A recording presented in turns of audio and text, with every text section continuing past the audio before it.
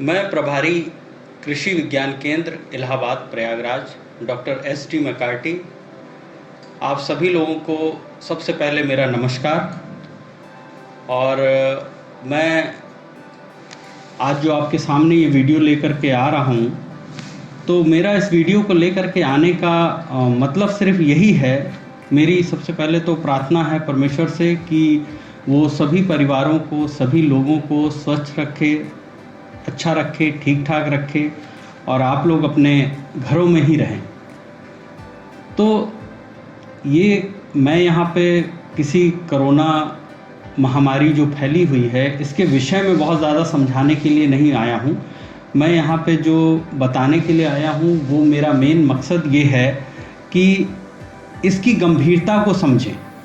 क्योंकि इसकी जानकारी, इसके बारे में हमारे माननीय प्रधानमंत्री जी, हमारे प्रदेश के चीफ मिनिस्टर, मुख्यमंत्री जी और हमारे जिला प्रशासन, पुलिस वाले, स्वास्थ्य केंद्र, कृषि विभाग और तमाम विभाग, पशुपालन विभाग और इसके साथ साथ इन सभी विभागों के साथ साथ हमारे पूरे भारतवर्ष के लगभग 720 से ऊपर के कृषि विज्ञान केंद्र इसकी जागरूकता, इसके प्रचार और प्रसार में लगे हुए हैं कि आप किस तरह से इस महामारी, इस विराट बीमारी से बचाव कर सकें अपना।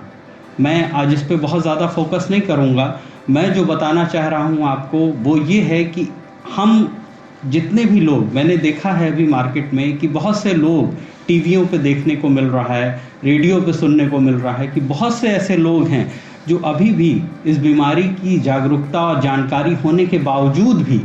लोग घरों से बाहर आ रहे हैं, रोडों पे घूम रहे हैं, आपस में सोशल डिस्टेंसिंग का कोई उसमें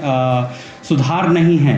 मास्क नहीं पहनते हैं, तमाम तरह की चीज़ें हैं। तो मैं थोड़ा सा इस चीज़ के बारे में, क्योंकि इसकी जानकारी और इसकी गंभीरता, इस चीज़ के बारे में थोड़ा सा आपको जागरूक कराना चाह रहा हूँ। इसके बारे में जो बताना चाह रहा हूँ वो सिर्फ ये है कि इसकी गंभीरता को समझें। जानकारी होना अलग चीज़ है, गंभीरता होना एक अलग चीज़ है। जानकारी और गंभीरता दोनों में अंतर है। हम जब तक उसकी गंभीरता को नहीं समझेंगे तो उसकी जानकारी को रख करके कुछ लाभ नहीं होगा। तो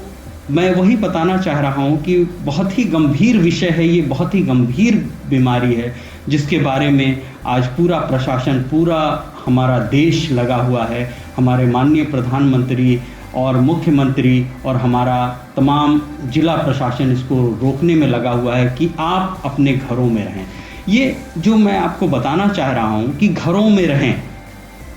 जो हर कोई घरों में रहने की बात कर रहा है, तो ये घरों में रहने की क्या बात है, क्यों घरों में रहें,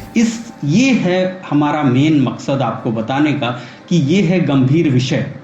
कि आप घरों में रहें, आइसोलेट हो जाएं, किसी भी तरह से लोगों से मिले जुले नहीं, जिसकी वजह से ये बीमारी फैलती है। तो मेरा ये बताने का मकसद ये है कि आप समझिए, बहादुरी और समझदारी में थोड़ा ही फ़र्क होता है, क्योंकि किसी भी हर आदमी बहादुर है, परंतु अगर हम ट्रेन के सामने खड़े होकर के बहादुरी का सबूत दें तो ये हमारी बेवकूफ़ी होती है।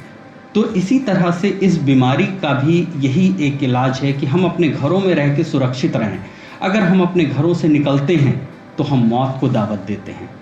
और मौत को आमंत्रित करते हैं अपनी तरफ। तो कृपया करके इन बातों को समझें।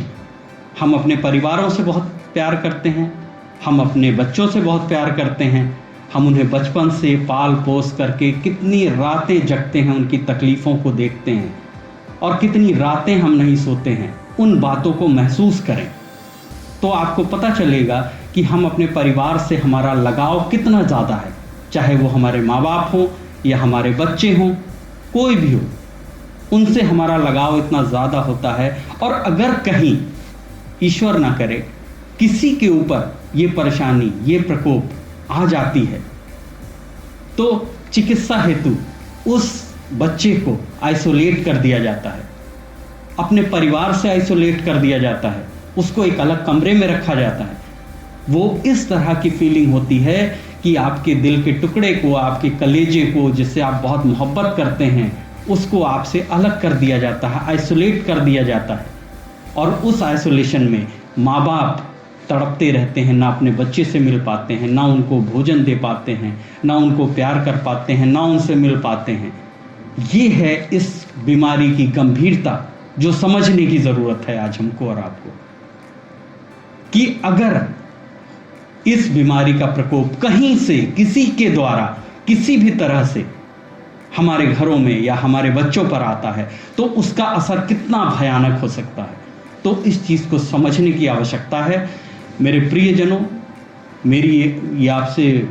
विनम्र अनुरोध है कि अपने घरों में रहें, सुरक्षित रहें और अपने बच्चों को भी सुरक्षित रखें। अगर आप अपने घरों के दहलीज को पार करते हैं तो आप मौत को आमंत्रित करते हैं अपनी तरफ, और ये कोई भी नहीं चाहेगा कि उसका परिवार किसी भी तरह से दुखी हो, परेशान हो, क्योंकि पूरा देश, पूरा प्रशासन, हमारे मुख्यमंत्री, माननीय मुख्यमंत्री, प्रधानमंत्री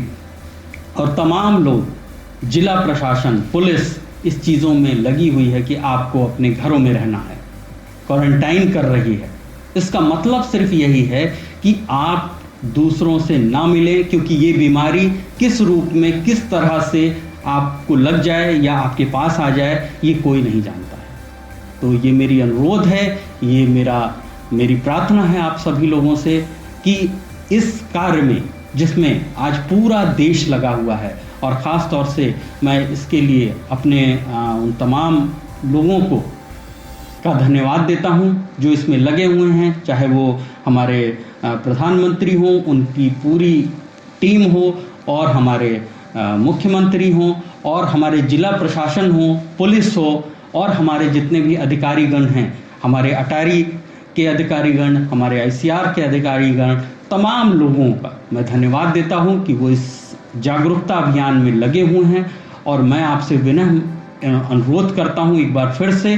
कि आप अपने घरों में रहें, घरों से बाहर ना निकलें, और घरों से बाहर निकलते हैं तो कृपया उन सभी सावधानियों को बरतें जो कि आवश्यक हैं, जो बताया गया है।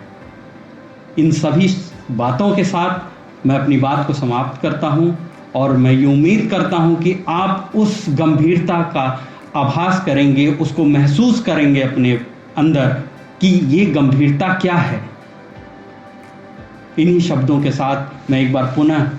प्रार्थना करता हूं परमेश्वर से कि वो सभी लोगों को स्वस्थ रखे, जितने भी लोग बीमार हैं उन्हें जल्दी से जल्दी चंगाई दे, और उन सभी लोगों को